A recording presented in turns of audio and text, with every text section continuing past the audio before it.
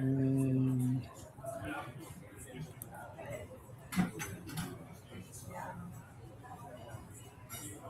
okay.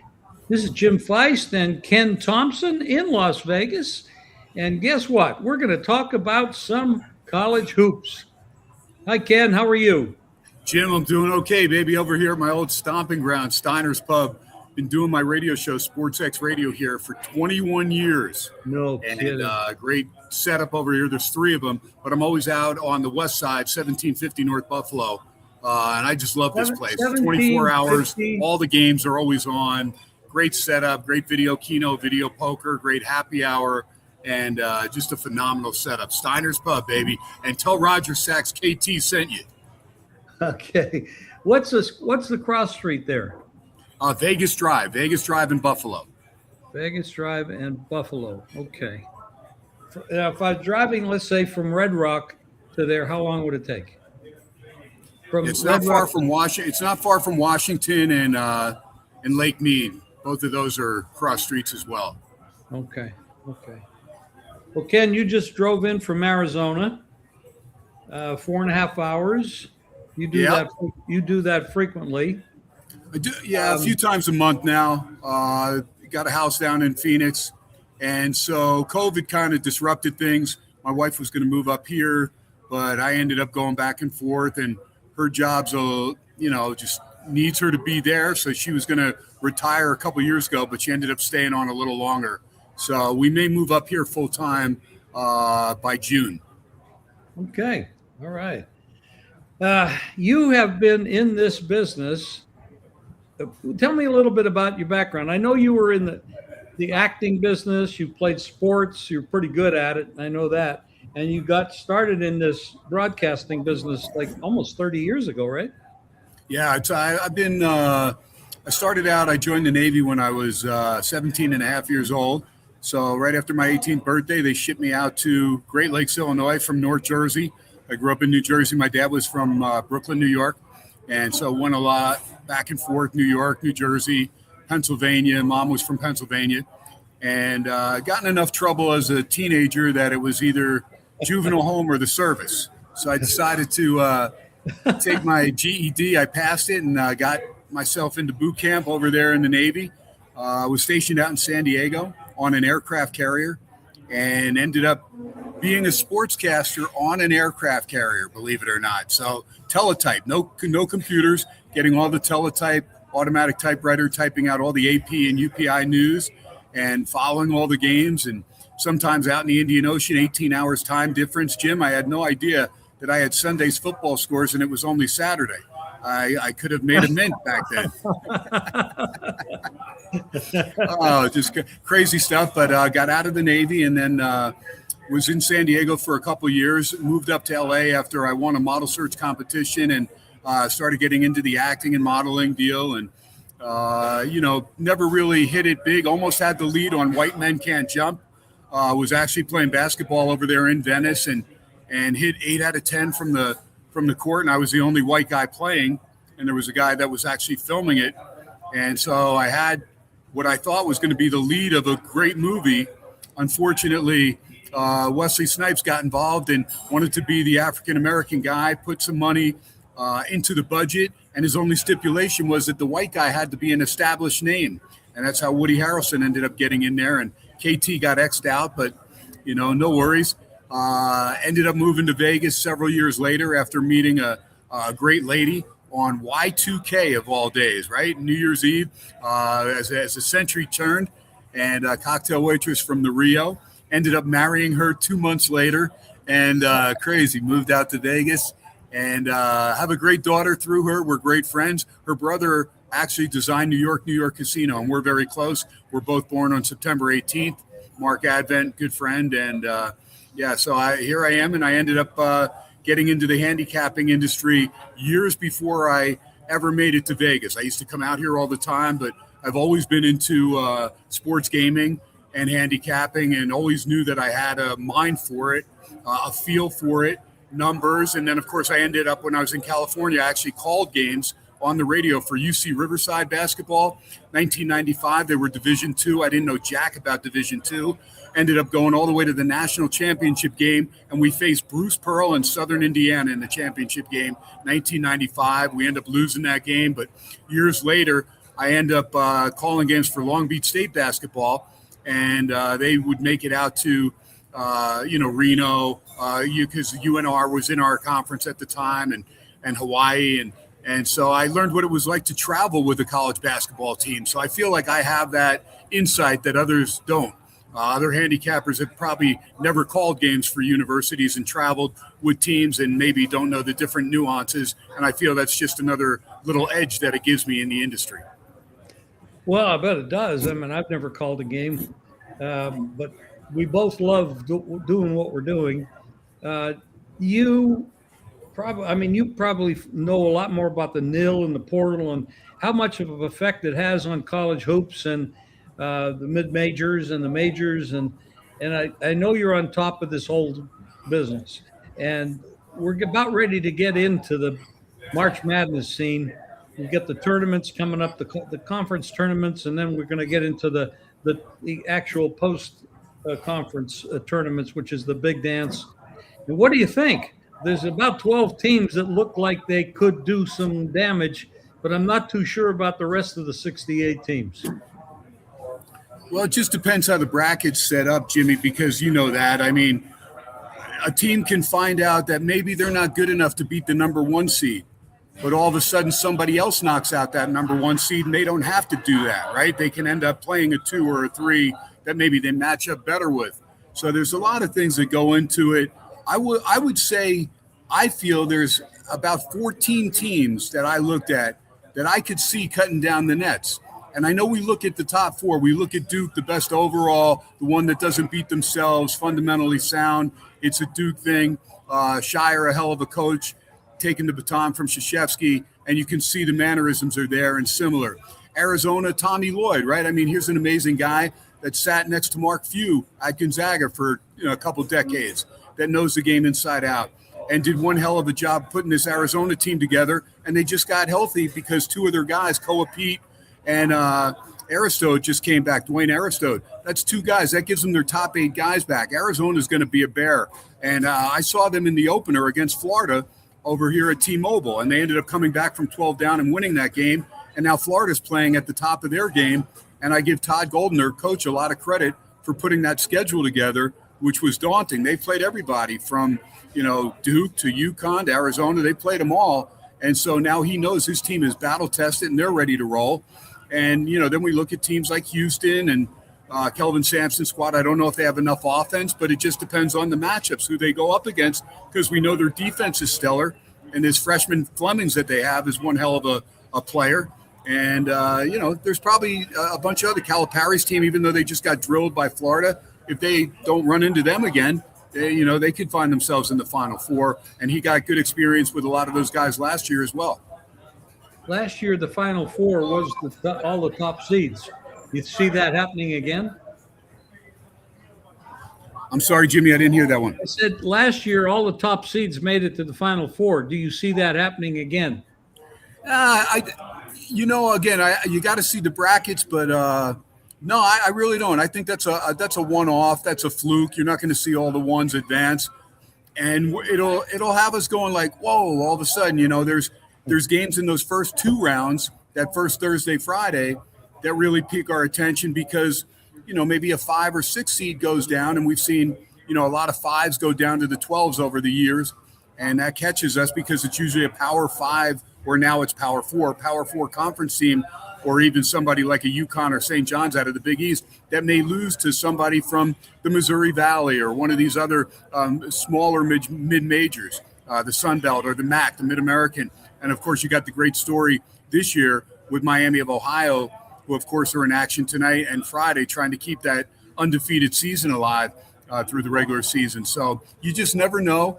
And that's why I wait for the brackets to come out. But I like some dark horses. I like that St. Mary's team, and I had them in the VEASAN contest to beat Gonzaga the other day. And they played probably the best second half of basketball that I think they've ever played against Gonzaga, and they came away with a double-digit victory. What would be your top four, top six, top eight teams right now? Well, of course, Arizona, Florida, Duke, those three, Michigan, of course. Those would be my top four right there. I don't want to omit Michigan. I believe Houston's good enough. Michigan State is dangerous because Izzo's good and he's got enough players and they can shorten a game against higher scoring teams. Alabama getting healthy now. They don't play much defense, but they can outscore just about anybody in the country. And like I said, they're playing their best ball right now.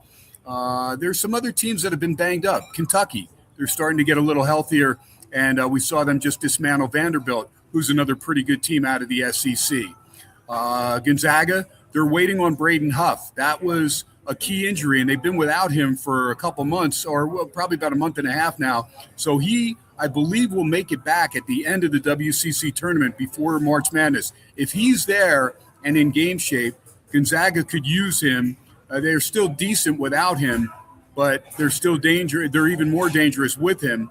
And then a team that a lot of us wrote off, including myself, when they lost JT Toppin, and that's Texas Tech. And Texas Tech is shown now with Atwell and Anderson launching threes and McCaslin's guys getting good spacing that they're good enough to beat anybody, I think. And they went into Ames, Iowa, and beat an Iowa State team that was 15-0 in Ames, Iowa. And I lost on that game. I was shocked. Not only did Texas Tech win, they had a 16-point lead at halftime, and they cruised in that game. They were never really threatened. The final score was 82-73, but that game was never that close. And to see Iowa State get dominated on their home court like that, I was like, wow, that's because a lot of times, you and Mark Lawrence will talk about, hey, a team will rally around an injured player and they'll come up with a big – well, they had two games after that injury. They were both at home. And there was some film on them, and they dismantled a decent Cincinnati game. But now they're going on the road to Ames, and I'm thinking this is where, they're going to get drilled. And instead, they just kept it going. They have two guards, like I said, Atwell and Anderson, that control play. They can both knock down the three, and they're playing small ball. And so this is almost – it reminds me of an NFL scenario where Phil Simms went down, and everyone thought the Giants were done, and Hostetler stepped in there, different style, and next thing you know, they win the Super Bowl. So it can happen. It's a rarity, but this Texas Tech team, keep an eye on them.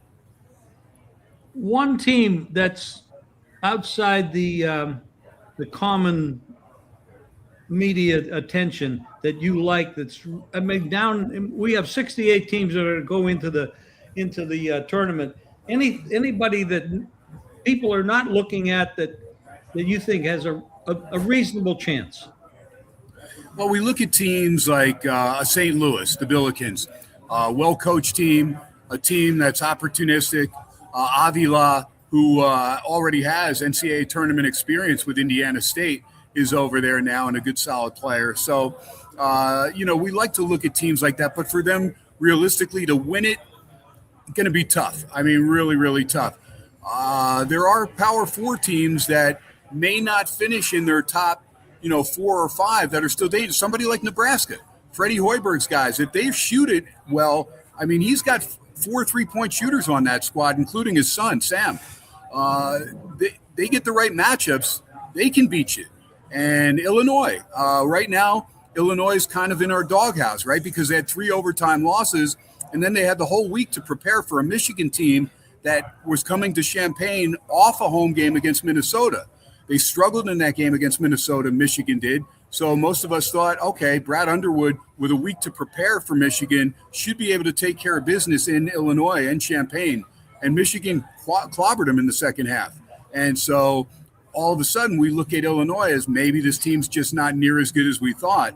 But again, they get the right matchups. They're good enough to beat just about anybody in the country. And that's the whole thing. You may know how you do against some of your conference foes, and those conference foes are not intimidated, especially the ones that you play twice a year. Now, of course, with the Power 4, the conferences have gotten so big that a lot of times you don't play that same team in a home and home like you had, with the Pac-10 was the greatest and the Pac-12.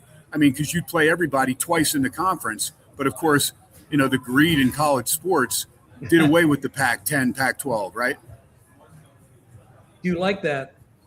Do you like that happened?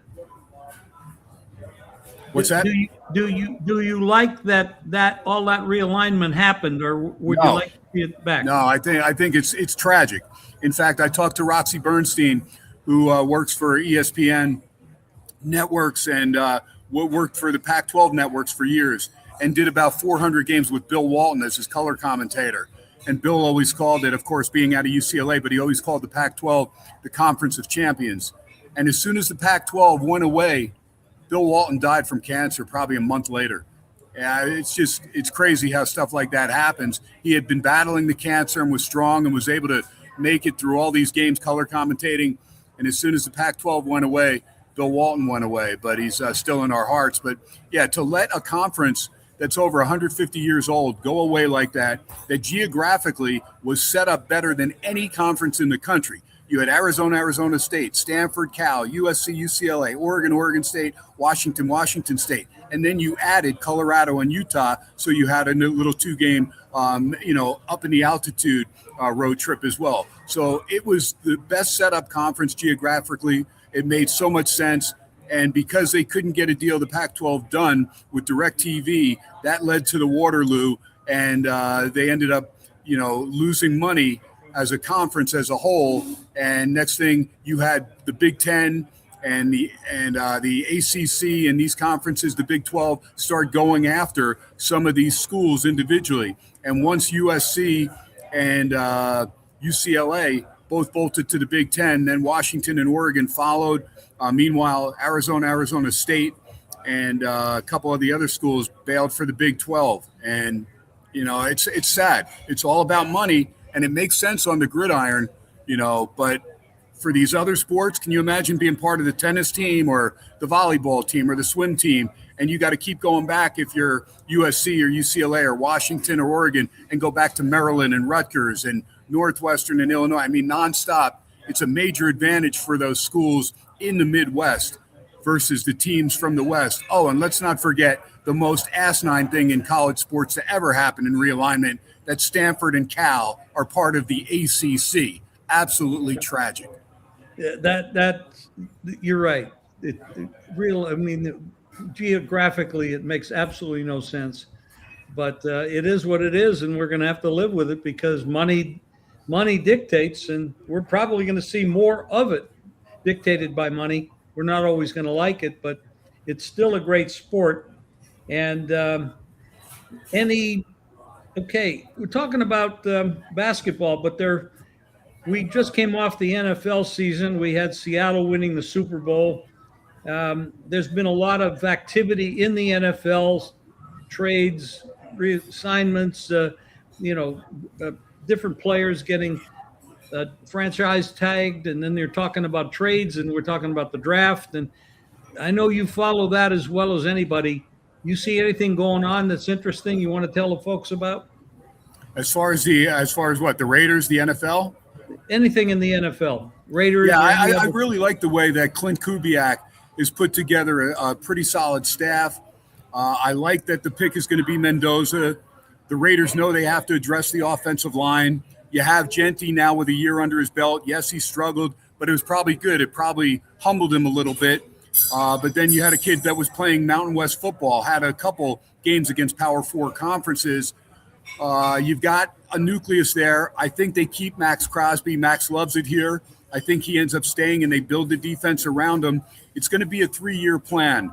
And I think if that's what it is, if they truly can be competitive in that third year, that'll keep Max Crosby here. And I think that's what John Spytek, the general manager, has laid out with Kubiak, who's a good man of faith and seems to have, like I said, a pretty good staff around him. And then you have a nucleus with Brock Bowers and Michael Mayer, a couple really solid tight ends. Colton Miller was banged up last year, the left tackle, but he'll be back healthy.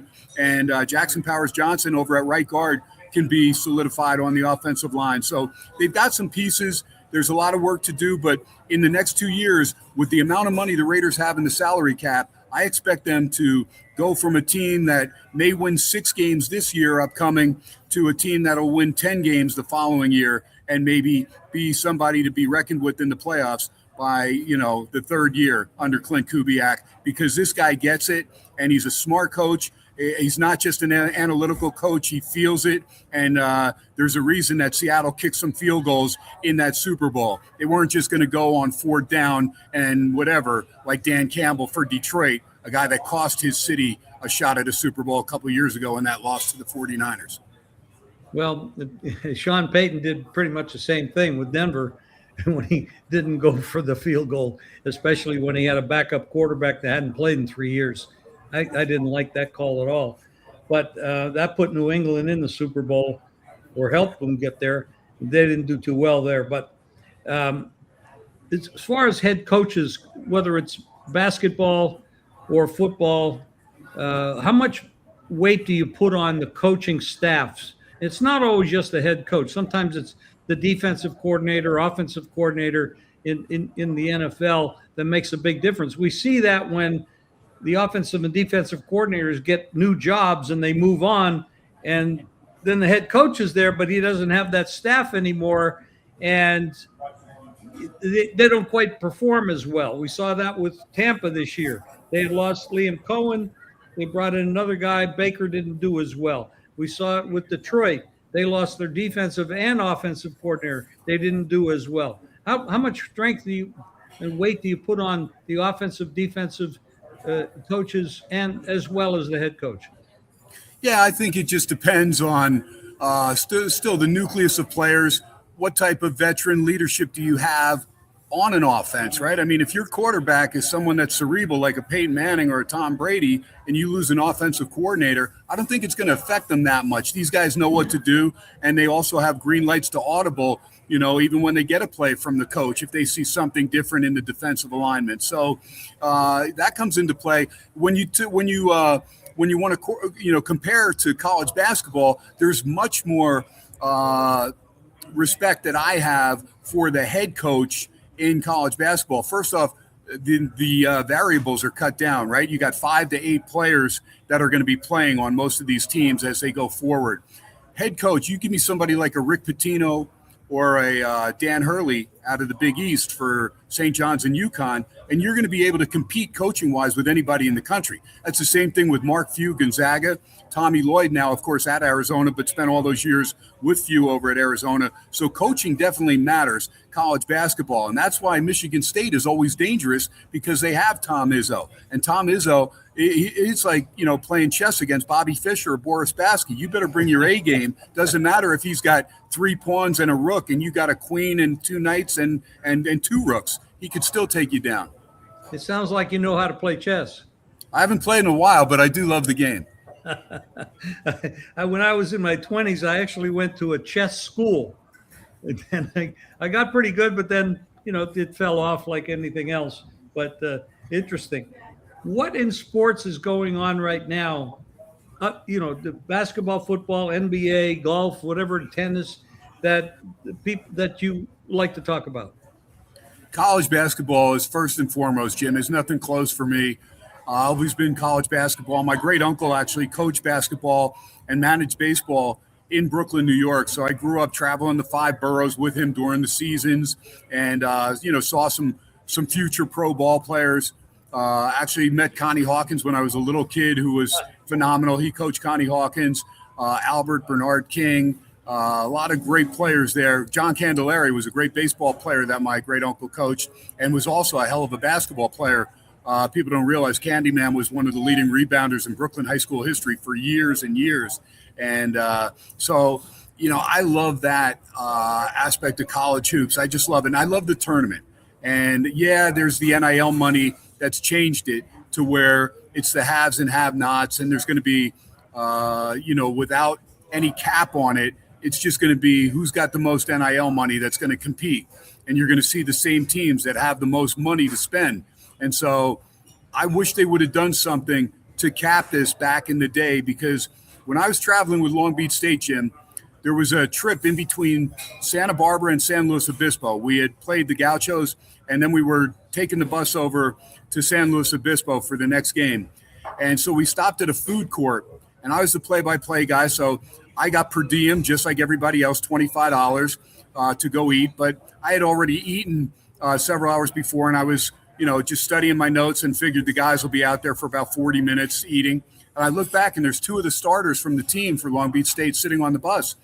And I was like, hey, you guys better get out there, man, so you have time to digest and everything before we get to San Luis Obispo and practice and everything. And they're like, nah, we're good. I go, what do you mean you're good, man? You guys got a big game tonight, man. You got to make sure you got your energy. Go get something to eat. And they're like, no, we want to save our $25 so we could take our girlfriends to the movies on Saturday. And that's when I realized, you know what? Why couldn't there be $500, $1,000, $2,000 in these scholarships for these players to have? They don't have time to get another job. They got to keep their GPA up so they're academically eligible. And I mean, things like that were just wrong, and they never did it. And then they always fought Ed O'Bannon and the name, image, likeness. Instead of, settling, the NCAA could have came in and said, okay, we're going to give each player, $4,000 a month, during the season. And they would have been great with that. Instead, now, look at it. Now you got not only NIL money, but you got kids, they're leaving like free agents after every year. It's ridiculous. And if they don't get to start, they get to a team, they're making $1 million, but they're not starting. They're going to take their ball and go home and hope somebody else gives them, $1.2 million the following year. And so it's I don't want to say it's ruining it, but it's ruined college basketball and college football the way we know it. But where does it go from here? They're going to make some changes. As a matter of fact, I do think that even the president has put something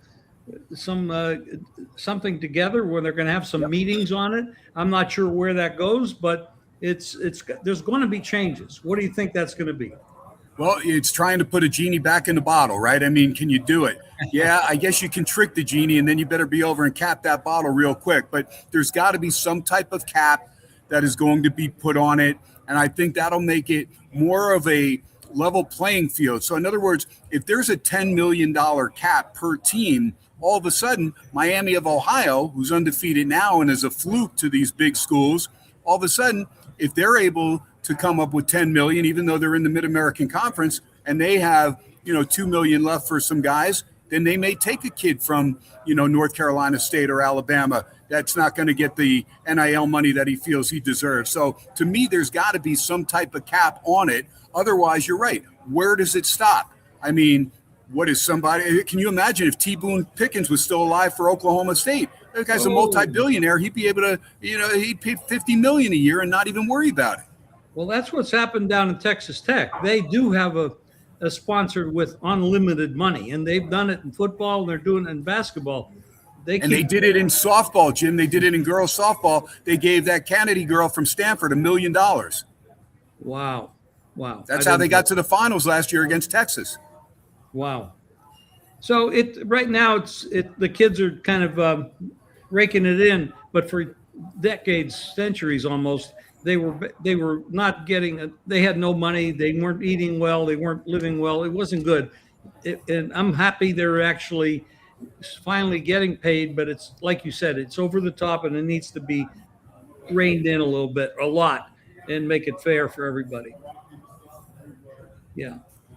Is there anything on the NFL side for free agency, for drafts? What do you see happening? You talked about the Raiders, but anybody else in the league, anything you see going on out there? Well, the Jets put the tag on Breece Hall today, which was interesting. This kid Jeremiah Love out of Notre Dame, had a real nice combine yesterday as well. So he's going to be a coveted running back.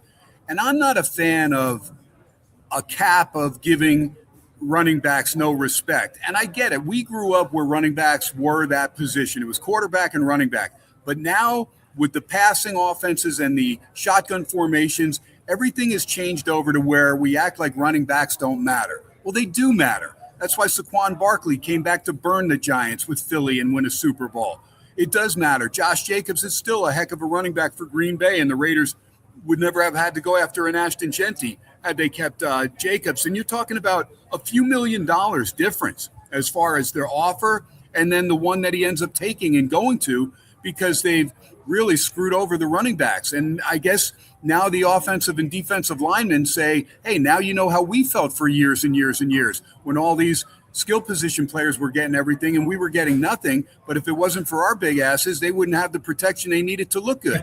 So, I mean, it is what it is, right? I mean, so it's going to be interesting. I like this Giants team with Jackson Dart. You got John Harbaugh going there. I think it's a good situation, especially if Cam Scatterbo comes back strong. I love that kid. Those were two guys I wanted the Raiders to take, Jackson Dart and Cam Scatterbo. And, of course, I grew up about 30 minutes from Giant Stadium, which is now MetLife. And so I have no problem with the Giants being a good squad. And I think John Harbaugh could be the right guy there. And the Mara family made a good hire there. But there's a lot of things going to be going on. The draft's in Pittsburgh. Pittsburgh's still looking for a quarterback. We know McCarthy takes over there. Does that mean Rodgers will be there? I don't know if the relationship with those two was that great when McCarthy left Green Bay, right? So, but I think he's a winner. I think McCarthy's a winner. I think, he averaged 12 wins there with Dallas. People go, oh, well, he didn't win the playoff. Yeah, well, you know what? They screwed up because they should have beat Green Bay in that game. They took it lightly at home, and they got their butts kicked. And Dak Prescott and the team needs to step up and do some stuff. But I think Pittsburgh made a good hire there, and there's a lot of people everybody knows everything, Jim. And then in 2 years after McCarthy's 12-4 and wins 2 straight AFC Norths, they're going to say, oh yeah, maybe it was a good hire. I mean, they're not just going to hire you over there in Pittsburgh unless they do their vetting. They may be a little stingy, not as stingy as the Brown family over there, with Cincinnati all those years. But at the end of the day, Pittsburgh always seems to make decisions to where they don't have a lull, right? The Raiders in Pittsburgh, we remember them both in their heyday, right? And look at the Raiders. They've had, 2-3 winning seasons in the last 2 decades. And Pittsburgh, in all those years with Tomlin, never had a year under 500. If you still have time, you still want to talk a little bit about the NBA and what's going on there with all their issues?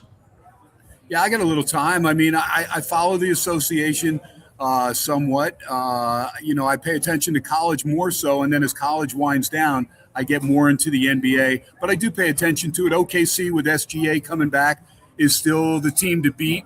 But I think this San Antonio team with Wembanyama being healthy now, I really like that team. I think that the ceiling is so high for San Antonio if they stay healthy. And it won't shock me if they beat Oklahoma City this year.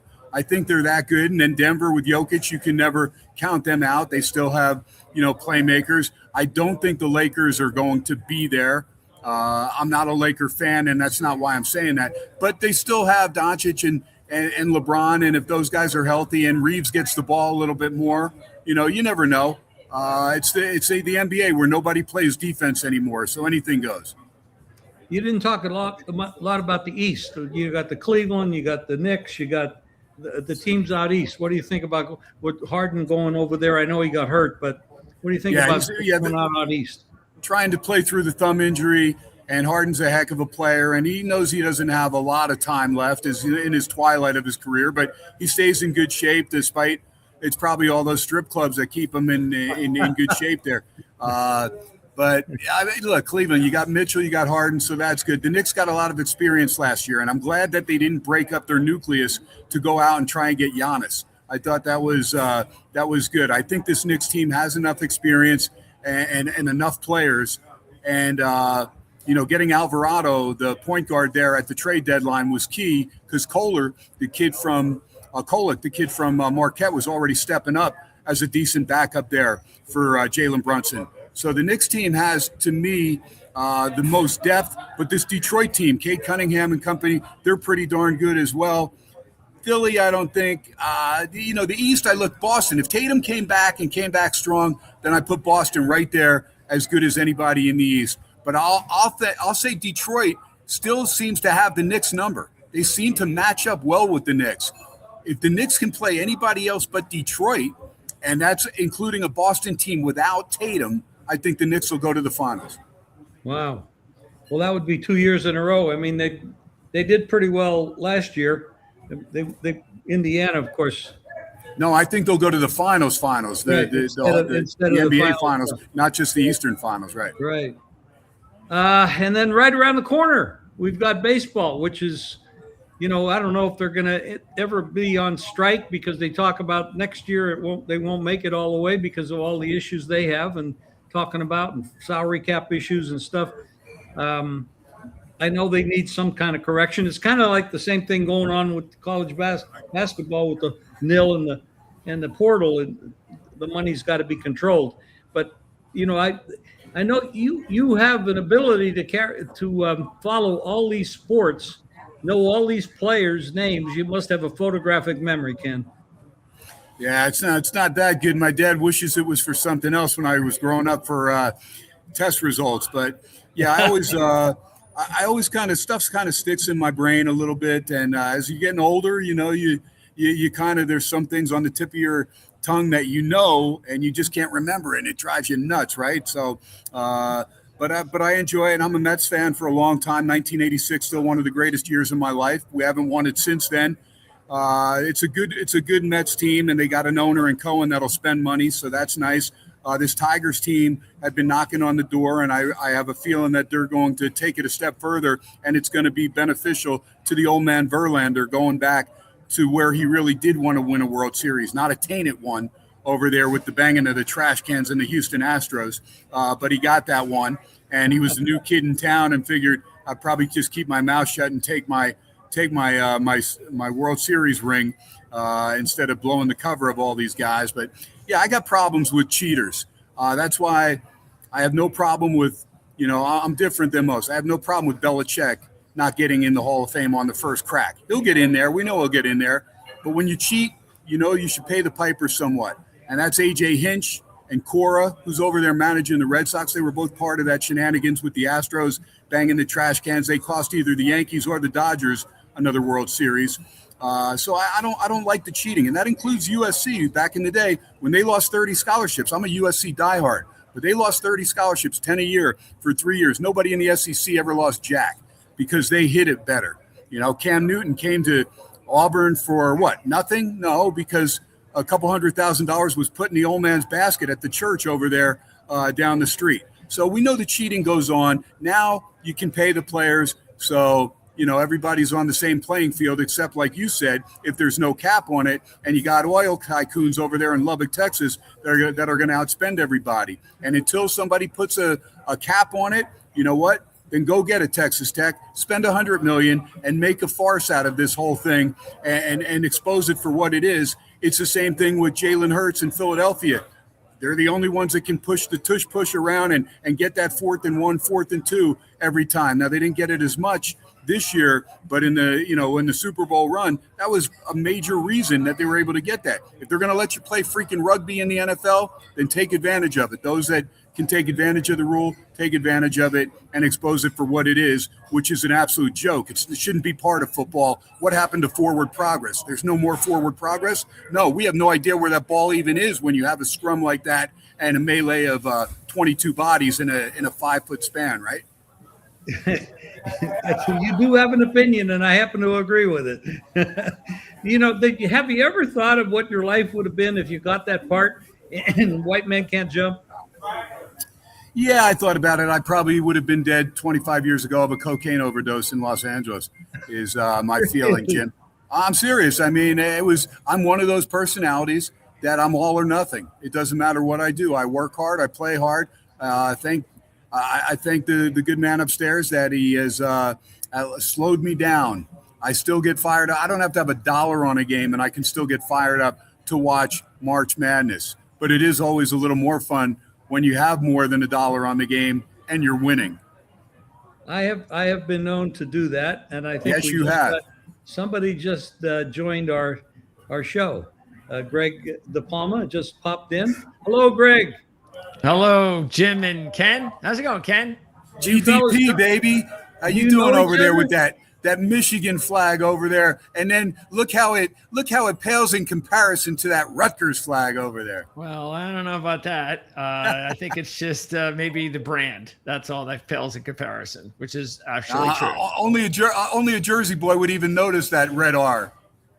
Yeah, well, I guess that's true. You have me there. So do you fellas know each other? Yes. I love Greg. I think Greg DePalma's one of the best there is in college sports. I mean, I know he knows the other sports, but when you come to college football and college basketball, there's He's on a Mount Rushmore of those two sports as far as I'm concerned, knowledge wise. I know last year he picked Florida to win it all in college hoops, and I had Houston. We got to the finals, but he beat me.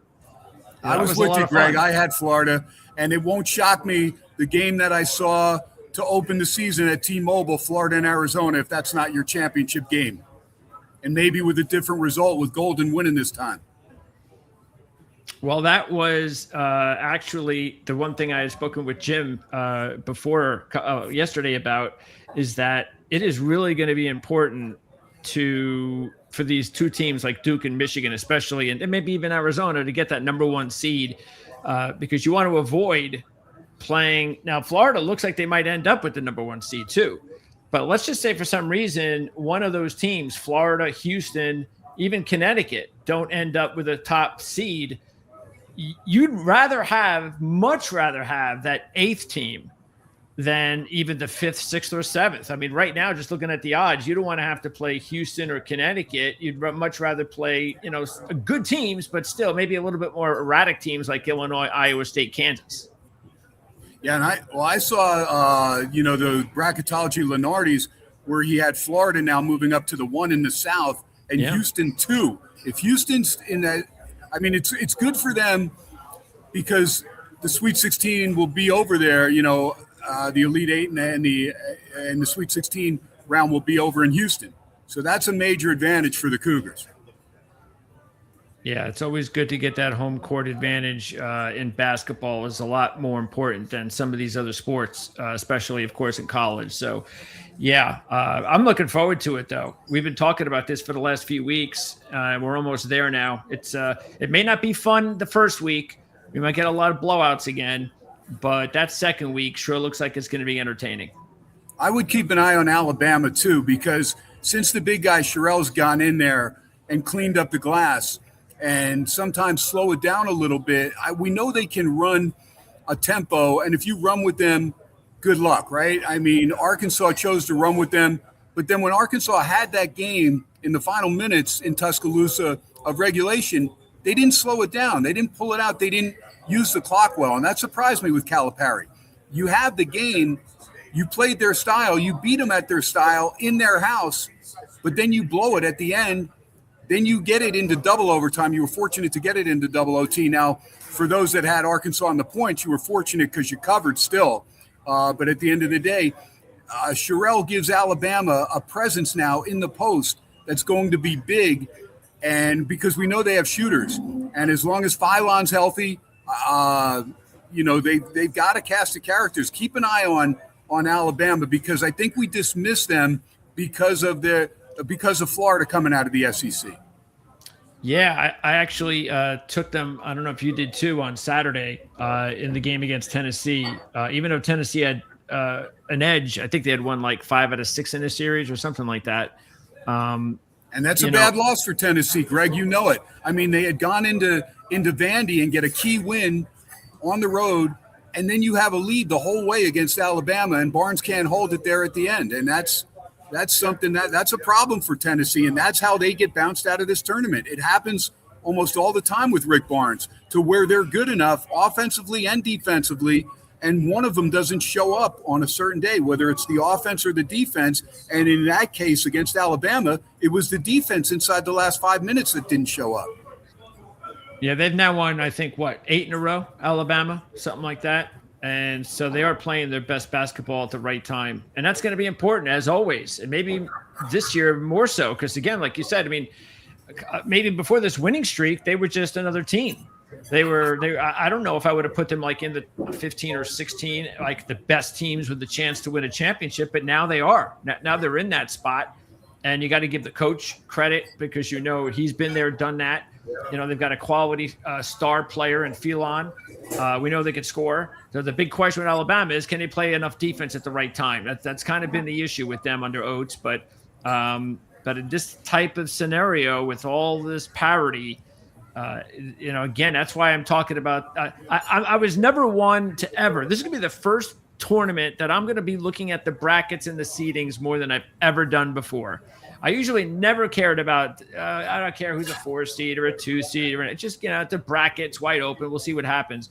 But I think it means more this year than I think I've ever seen it before, because it's going to be a real big difference on which teams get which seeding and which get the best bracket based on the way that those brackets are put together by the committee. So, yeah, that's going to be something that we'll talk about, of course, on our Monday show when we have our championship preview show, the Monday after Selection Sunday. So, Selection Sunday, very important this year.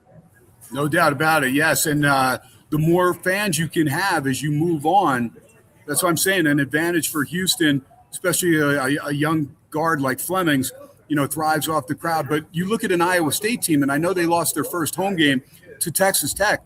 That was another team that I mentioned to Jim about, Texas Tech, because we all threw them in the trash after JT Toppin goes down.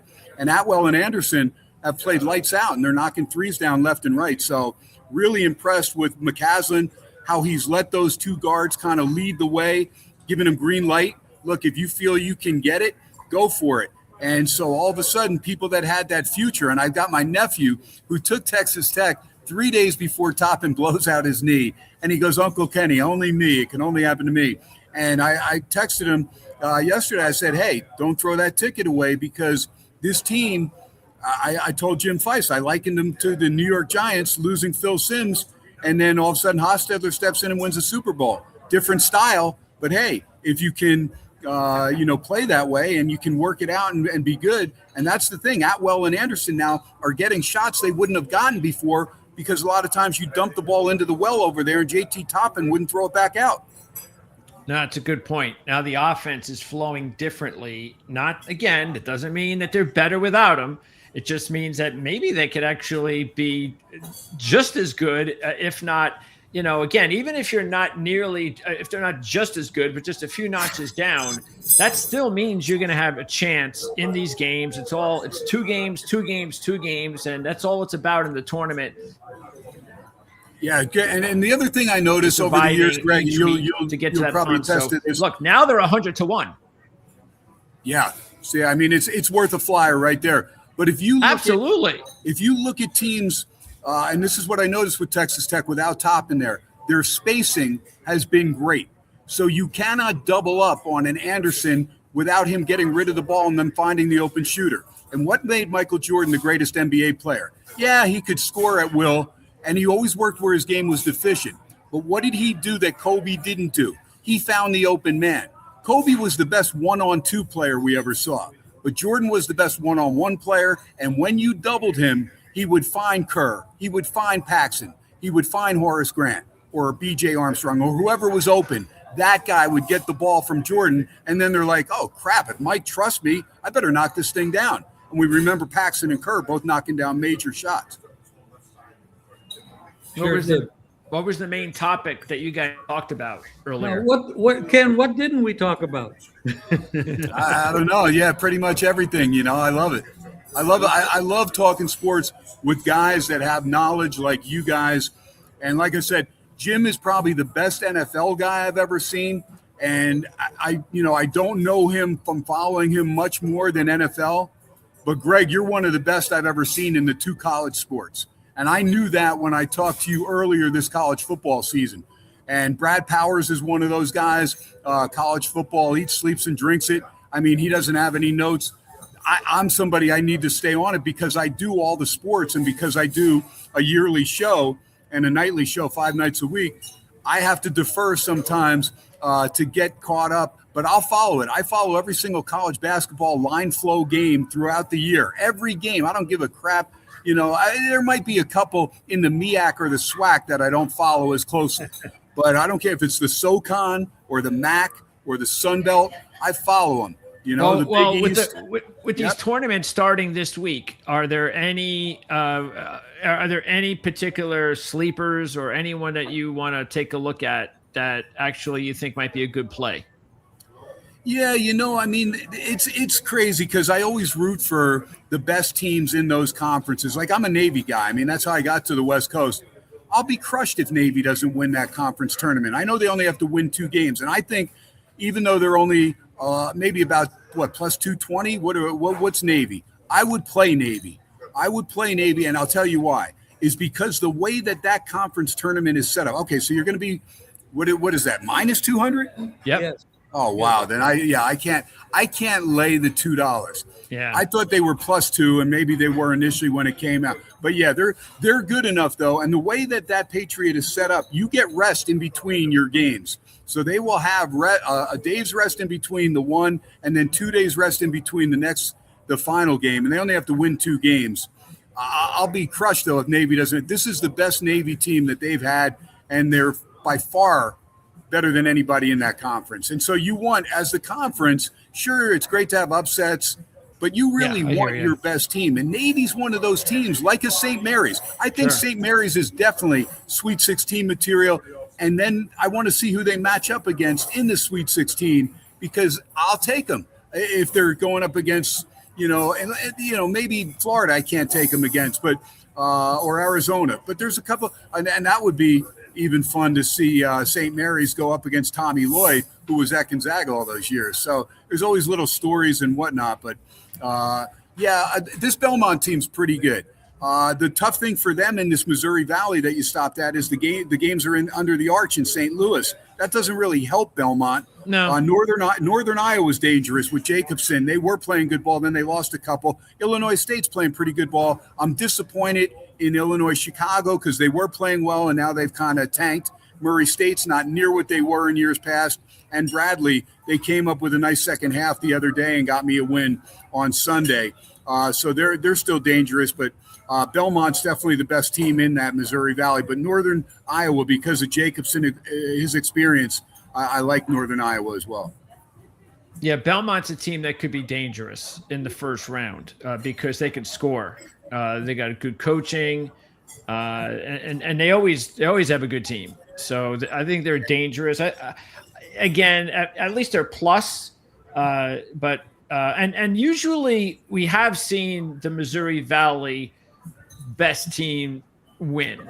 And if it's not the best team, it's the second best. Very rare that Missouri Valley you see one of these obscure long shot teams make it. So I think Belmont is a good play. I actually think Merrimack, that's a nice story. I really love the story at Merrimack in Wisconsin. I like it too. Now is that tournament? Where is that tournament this year? That is usually at I think they play like it's upstate, like Albany, maybe. Yeah, it used to be at Sienna's place, but it's not this year. I'm pretty sure it's not there this year. Okay. If you find that, but I agree with you. Merrimack's playing. Quinnipiac's been a major disappointment. St. Peter's has talent. There's no question. My nephew's actually a freshman at Iona, and that's a decent team. But Merrimack's the best team. Marist, I'm not sold on Marist. They just lost that home game this last week. Fairfield's down. St. Peter's and Merrimack would be my two choices in the Metro. Yeah, and you're getting 3-1. The tournament's going to be played in Atlantic City. Yeah, see, and I take St. Peter's. They're a Jersey team, so they're going to get some people coming from North Jersey going down to South Jersey. I think St. Peter's is the backup. I think you play both those. You have Merrimack, and then you have St. Peter's at 8-1. I think there's some value there. And High Point, they won last year, and they look good again. So, again, that could be an interesting team in the tournament for that first game just because they've got some experience. They won the championship last year. So those are the little things that I'm going to look at when it comes to the rare upset that we've talked about this, Jim, that because there was so little Cinderella action last year, that's kind of the way you have to go again this year. And I get it, and it makes sense. That's what I'm going to do. But there are going to be one or two teams, like we saw last year. There's going to be one or two teams that will pull off an upset. We got to try to find the right ones and give reasons for it. And usually that's one of the big reasons is if there's some returning talent, the returning coach, the second time they're in the tournament, that sort of thing. So who knows? Maybe High Point is a team to keep an eye on. I agree. I think High Point's a distinct favorite, but keep an eye on Winthrop. I know they dropped a game last week, but this is still a team that has won a bunch of games, and they're a plus 450. So if you have a High Point minus 250, and then you have a little safety valve on Winthrop plus 450, you might cover your butt there. Yeah, they played in the championship game last year, and High Point blitzed them. Then Winthrop beat them easily, I believe, at home earlier this year. But then High Point came back and blitzed them again. And I think that is a home. I'm sure that's a home court kind of deal tournament. Yeah, this is one of my favorite. The SoCon. Go back to that. Go back to the SoCon right there. East Tennessee State, they're not playing as well as they were. Furman's got a lot of experience. Mercer's been a nice story, but they play their best ball at home. Samford's dangerous on the road, and Western Carolina playing with house money. Wofford not as consistent as they've been, but they're still dangerous enough to beat anybody. Greensboro, Chattanooga, not this year. They're not even going to sniff this year. But Western Carolina be the long shot. I think Samford's dangerous at 5-1. Mercer, I'm not going to take. I don't think Wofford gets there, and I don't think Furman gets there. It would be Samford for me that I would like there as far as looking at those odds. And I know East Tennessee State, the Buccaneers, are the favorite, but I just don't like the way that they've played the last week and a half. Okay. So Samford sounds like one of your top long shots. And not Son. A big long Samford, shot. I need Samford and Son. If you're going to give me William and Mary. I need Samford and Son. And McNeese, that was the team that did win that was one of the only Cinderella first round stories last year. Of course, but that was Will Wade coaching that team. That's a big difference. That's right. I like the way this Stephen F. Austin team's playing, and also that UT Rio Grande Valley's been playing really good ball. Okay. Nice number at 7-1. Yeah, it's good to see Stephen F. Austin back. Nobody expected them to have a big year this year. So they were that really darling team just a few years ago. So yeah, Brad Underwood, of course. Yeah, now at Illinois. Okay, there you go. St. Thomas got off to a slow start. It looks like there's a 2-team race here, though. Look at the odds. That's what's telling you right there. It's these two teams here. Yeah, if that happens, North Dakota State put a beat down in Fargo on St. Thomas, and that's a good St. Thomas team. This Denver team's been playing good ball, and that's a nice price. South Dakota State's down, so is South Dakota. South Dakota's not down, and in fact, they actually came back from 11 down the other day. The Coyotes did to beat the Jackrabbits at home.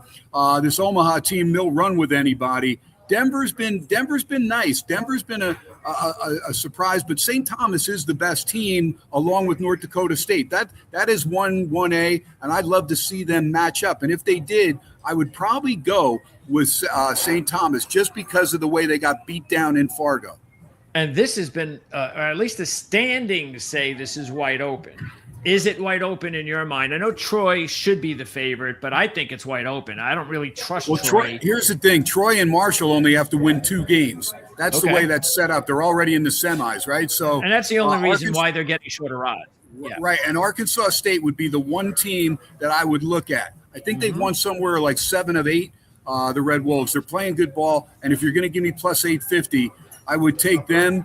And, it's hard not to take Troy, but Troy has played to the level of the competition. I mean, they only beat UL Monroe by a point a few weeks back as 19-point favorites, I think. Yeah, I think they're vulnerable. I understand why they're the favorite, but I do think they're vulnerable. And I don't think any team that comes out of this conference is going to do anything in the tournament. Not a strong conference, or at least that's what happened last year. So do you think Santa Clara, look, they're on the bubble.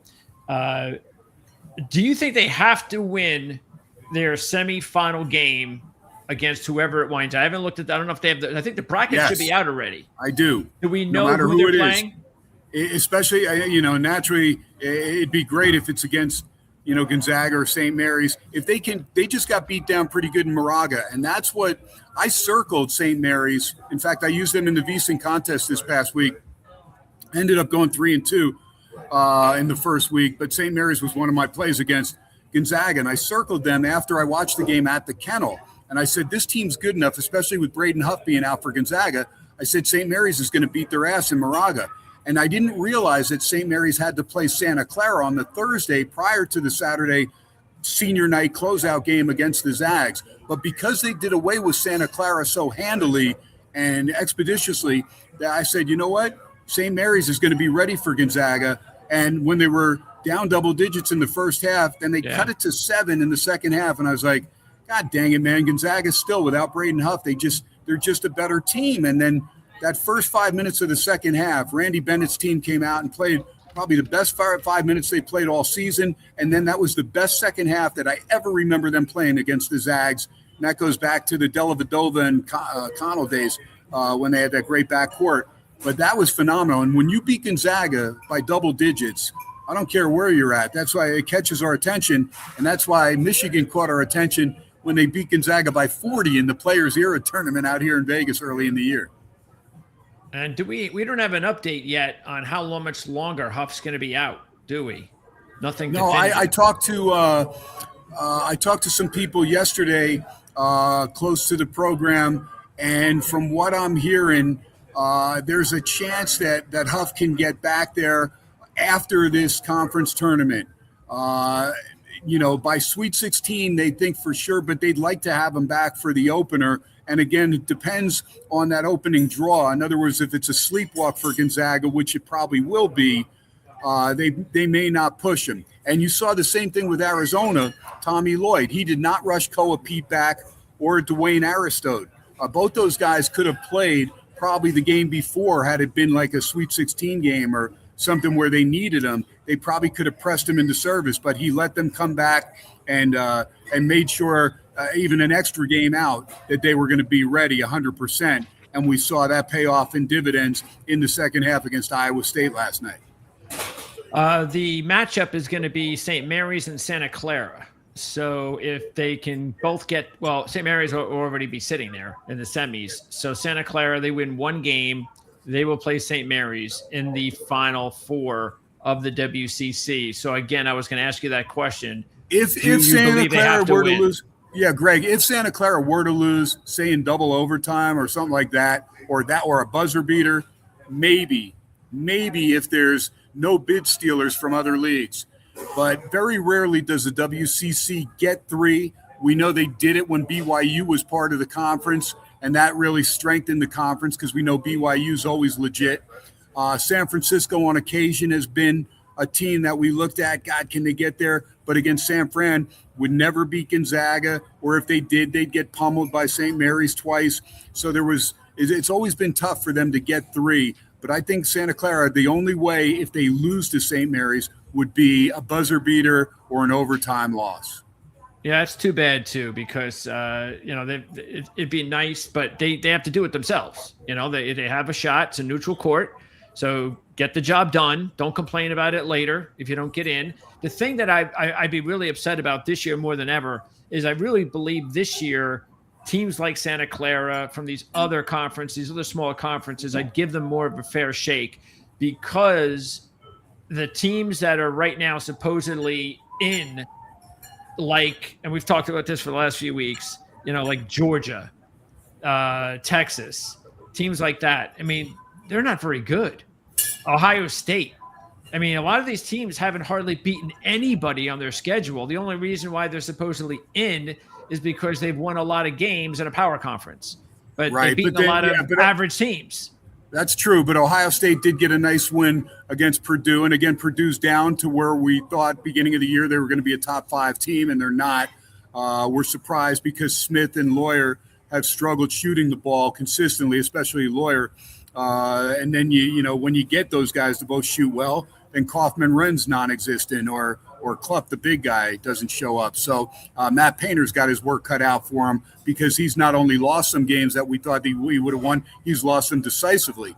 But the good thing for Santa Clara is you look at a lot of the other mid-major teams, and there's a big gap between the top teams. Like you have UConn and St. John's, maybe Seton Hall, but Seton Hall really needed to win at Storrs, Connecticut. They had that lead for the whole way. They need to beat St. John's this week to get there, to have a chance, and then they have to do damage in the Big East tournament and probably get to the finals there, when UConn and St. John's are looking to, and Dan Hurley will still want to cut down the nets.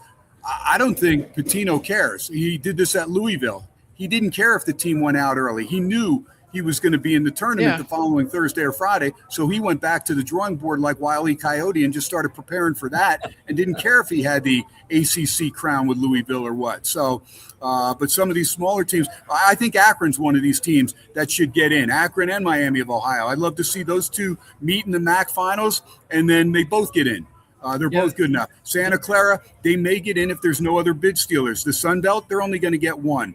Some of these other, the Mountain West is a weird one, man. It's really weird. UNLV, even though they have a ton of losses, right? And because they can't shoot free throws, but this kid Dre Gibbs Lawhorn's one of the best scorers in the country, and they're dangerous, especially Thomas and Mack. They get into the semifinals, they're going to have a crowd there. And the game they played against Nevada on Saturday was outstanding, and they found a way to win that game. But you got Grand Canyon, you got New Mexico, you got San Diego State, you got Colorado State. All those teams are good enough to win. The Mountain West is probably the most wide open that I've ever seen it.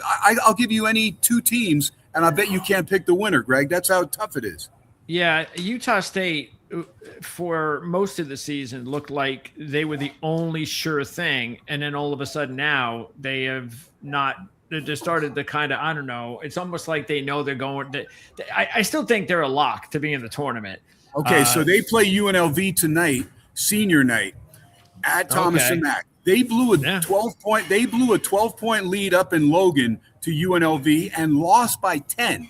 So it was a 22-point swing in the last 12 minutes of that game. If they lose to UNLV again, they're not a shoo-in for an at-large. I don't care because their record looks a little fraudulent. And they had a big 17-point lead on Grand Canyon the other day at home, coming off getting beaten down by San Diego State in San Diego. So they knew they had to look decisive, and they're lucky they won the game. Absolutely. I'm really surprised about how they've let this season away. But again, like you said, it's not as strong as it's been the last few years, but it is more, there's more parity, there's more unknown, because like you said, UNLV could even make a run of the tournament. I'd like to see New Mexico. You mentioned them. I'd like to see New Mexico in it if they can play well. Even San Diego State. I think if you just asked which are the top teams, I would say it would be Utah State, San Diego State, New Mexico. But that still is wide open. Like you said, if UNLV pulls off an upset, we'll see what happens in the tournament. I went to the Grand Canyon UNLV game last week. I was there. I was hanging out with Homer Drew, which I got to meet Homer Drew. Of course, Bryce Drew, his son, coaching Grand Canyon, and Scott coaching Baylor. And just a great guy, and got to hang out with a legend for a little bit. But Grand Canyon's dangerous. And this kid Demirel, the big guy from Turkey, he can play. He fouled out in that game late against UNLV. But this Grand Canyon team, they don't get phased. And you saw them in Logan. They came back and got to within 2 or tie that game up there in the last 5 minutes before the Aggies found a way to win that game. Yeah, Grand Canyon, UNLV, and Nevada are the 3 teams that are going to try and don't count out Colorado State. I don't know if they get in by just getting to the championship game, but they're going to but it's going to be one of those. I tell you what, one of those teams in that conference, if this keeps going on with which it will with the portal, I think Air Force might have to leave because it's getting really bad, and even the coach knows it.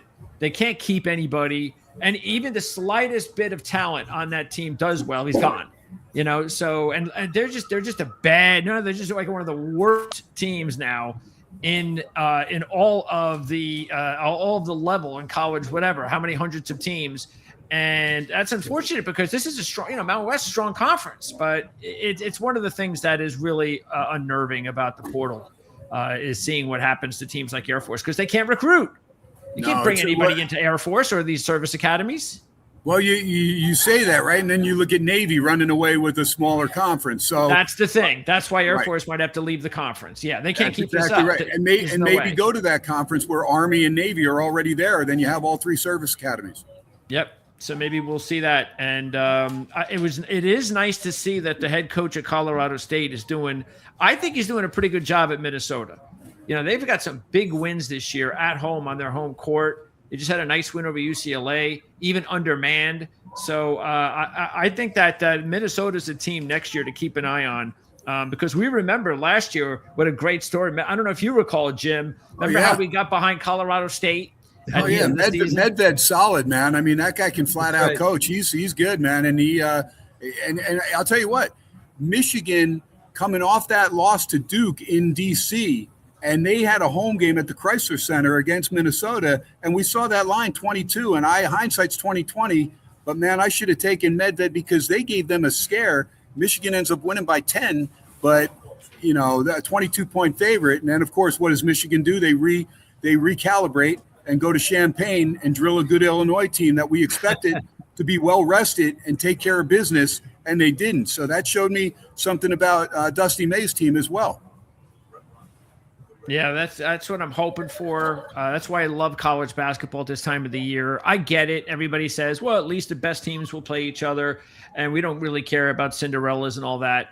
But the sport needs Cinderellas, and I only care about that in the first week myself. The second week, okay, we'll get to it. We'll get to the second week. We'll get to the best teams, but and you guys, especially being in the Las Vegas area, know how important it is for everybody loves to go to the sports books and hang out there all day. And one of the main reasons I think they like it is because the uncertainty, and you're trying to see if you can pick the right Cinderellas and the upsets and make some big money. And if you can't do that anymore, if it's just about, I'm going to go there and I'm going to try to make money on my 23-point favorite, I mean, it's not going to be as exciting, and they may start losing a lot of business that way.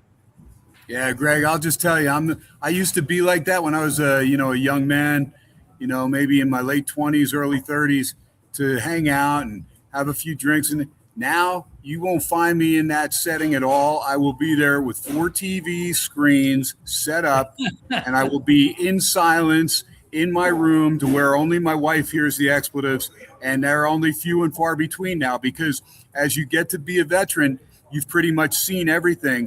There's a few teams that I'll root harder for that maybe I have a little more money on, but other than that, nothing surprises me in sports world anymore, pretty much. And just when you think you have things figured out, right, you can lose your star player to an injury, and then have an effort the last 3 games like you did from Texas Tech, who lose their star player. So you never know. We saw Magic Johnson play center and replacing Jabbar in Philadelphia and blow everybody's mind. So you just never know what'll happen in this crazy world of sports. But college hoops is the best, man. I love it. I know the NIL money has ruined it somewhat, and the Pac-12 has gone away, and I'm still bitter about that. But at the end of the day, I still love it. And March is still my favorite month of the year. Yeah, it is for all of us, I think, and we don't want to lose any games by refs' bad calls, right? That is something we all get used to, unfortunately. I don't want to be used to that. and the whole replay thing is just, I really do not. I understand what they're trying to do, and I get it, and I think it's good for maybe the tournament, because it does slow down anyway with the longer commercial breaks.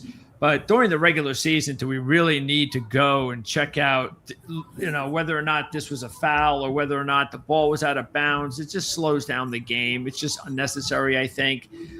Before I let you, before we wrap this up, Ken, because I know you were on for about 45 minutes before I popped on. Do you have like a favorite or two long shot team that you think has a legitimate chance? Like you talked about Alabama 65-1, St. John's is sitting at 70-1. I love Alabama. I like Pitino, but not enough. I don't like this squad. I'm not sold on this team having enough. Vandy, feast or famine. I would take a shot at Wisconsin. They've already shown they can win at the Chrysler Center and in Champaign. Guard's got a good squad. You need Boyd and Blackwell to both show up. Winters is good. They're still a disciplined team that plays defense. And so, I would definitely look there more so than Clemson or A&M or Iowa. I think there's too many flaws. This Georgia team's fun, and I like Mike White as a coach. Missouri's better than I thought, and I'll give Gates credit. I think he's doing a heck of a job over there. UCLA, Cronin, he's even more of a jackass there than he was in Cincinnati. But look at this. I'll take a shot at St. Mary's there too, because I love Randy Bennett, and I think this team is dangerous because Dent is darn good, and you got 2 big guys, and that's why they have 2 big bodies to throw at teams that do have some size. So, and they're very disciplined. And if you watch St. Mary's, their spacing is outstanding. Cruz, go back up a little, go back towards the top. Yeah, keep going. Because I saw Bama, and then now Kentucky too. Remember, Kentucky was banged up, for a good chunk of the year. And give Mark Pope credit; he kept them around. What is this for Final Four? Yep. Yeah, I like Alabama there at 15, but I would rather take Bama to win the whole thing. This way, if they get to the finals, you can hedge back. You can even hedge back nice, even in the Final Four. Yeah, this is one of the most phony teams, Villanova. They have absolutely 0 big wins. The only team that they've beaten all year that looks like they're going to the tournament is Wisconsin. That's it. And they had the chance to show everybody how good they were against UConn, and they got annihilated. So, yeah. And they just lost Hodge. Hodge is out for the year with the ACL. Oh, is he really? Yeah. Wow. Yeah. Okay. That came across today. That came across about 3-4 hours ago. I saw that he tore his ACL. They didn't know. He went, had the MRI, and it's torn, so he's out. Well, that's going to, they were what? They were 6 a couple of weeks ago, 7 last week. So that might put him down, and maybe they were 10 because you have to move him down then because unless they pull off at least, I don't know if they're going to be able to beat St. John's or UConn one more time in the tournament, but no, I don't think so. I think St. John's would love to get another crack at UConn if it works out that way. Oh yeah, that'd be a really good game. Yeah, just because Pitino's so embarrassed that the stat came out that if UConn didn't score 1 point in the second half of that game, they still would have won by 1. Okay, that is embarrassing. But that's college basketball right now. That's the one thing, like you said with Ohio State, that's the one thing that we also have to pay attention to. And I know the committee doesn't care, but like you said, when Ohio State beats Purdue at this time of year, to me, that doesn't mean much because Purdue's already looking for the tournament. They don't care about Ohio State. Indiana won't even make the tournament. They should. So yeah, they haven't beaten anybody. No, and they just lost the home game to Michigan State, and they lost the home game before that to Purdue or whatever. They're not making it. That's a good long shot team is Michigan State because and they're now starting to prove it with their last 2 wins, and they've got a great guard, as you know, and he's that type of player that you get the ball in his hands in the last couple of minutes of a game. Yep. He's as good as any college kid in the country. He may not be flashy and a top 5 pick in the NFL and the NBA draft, but he is. Jeremy Fears. Yeah, he's awesome. Yep. But the one thing I'd leave him open. He can't shoot from the outside. He's 28% from the outside. Yeah, he doesn't do that. No. Right. Yeah, a lot of penetrating. But the thing that's good about Michigan State too is they got 4 guys back from last year's team, which is very unnormal. To have that sort of and the big kid talent. Kohler can step out and hit the 3. He grabs your boards. He's solid. So yeah, and it's Izzo, man. Izzo will figure it out. And if he has more than 1 day to prepare for you, you're in trouble. But then if he only has 1 day to prepare for you for that next one, you're in trouble anyway because he's going to outcoach you in that short period of time. Well, when we do the show on that week, that would be another good week to have you on and get your predictions after you take a look at the bracket because we record on a Tuesday, so nobody really cares too much about the first 4, but we can record it on a Tuesday again. So I don't know, Jim, it's your show. I don't want to be I don't know if you have somebody lined up already for that, but we really have to have somebody on. What's the date? That will be on the 17th. So that is not next week, but the week after. Okay, let me take a look at that. Yeah, because we're gonna have to have love having Ken on. That's we have to have a really knowledgeable college basketball guest on that week. The problem is Ken just doesn't know enough. That's the problem. Yeah, I know. We have to. We need to get a handicap. Yeah, I know.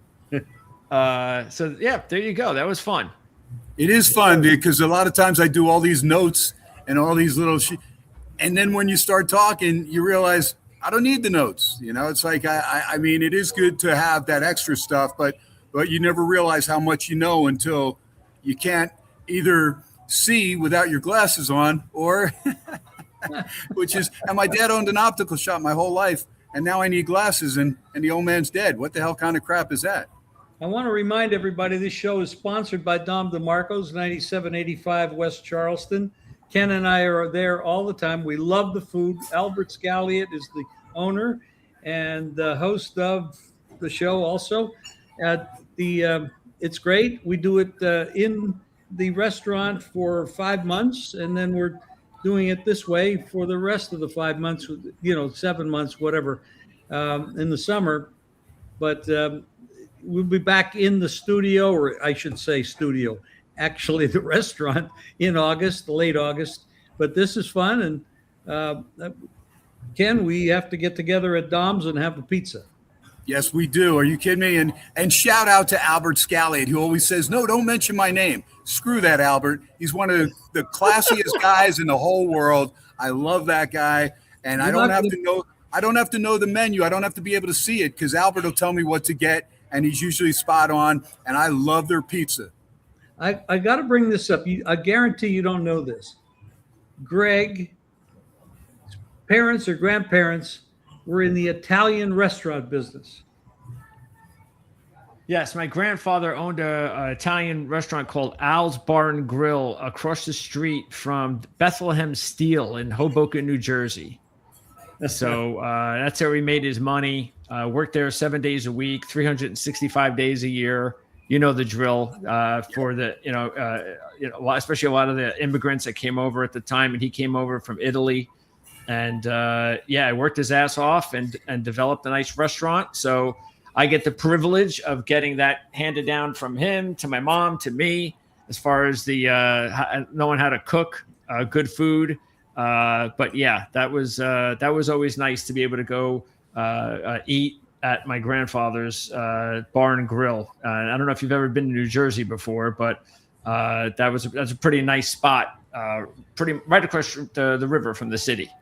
Well, of course, I grew up in North Jersey, but I never got to the restaurant. I didn't know about it back then. Oh, you grew up in North Jersey. Whereabouts? Yeah, I grew up in Fairfield, Essex County, right off Route 46. Went to West Essex High School, and are you kidding me? We used to go to a lot of great pizza places. My dad was from Brooklyn, from Bensonhurst, Brooklyn, so we'd go to Da Vinci's Pizza over there. And when I went home after moving out to the West Coast, I would eat pizza probably 5 out of 7 days if I was home for a week. It was the best. I don't care. Oh yeah. Of course, then I had the metabolism; I could lose it. But now, you know what? I don't care. Anyway, I'm going to go back to Jersey in about 3.5 weeks, and in Philly, I'll be down Philly as well. So I'll have a cheesesteak in Philly and plenty of pizza in Jersey. That sounds like a plan. This was great.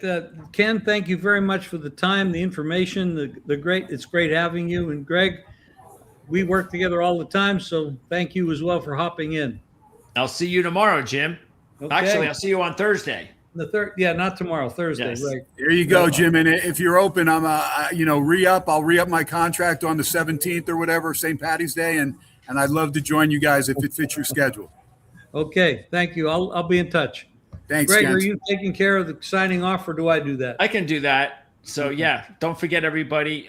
We'll be back on Thursday live at 1:00 for the Playbook ATS podcast, when Mark Lawrence and Andy Isco will join Jim and I to talk more college hoops and maybe even a little NBA, even though I'd rather not. But it's not my show.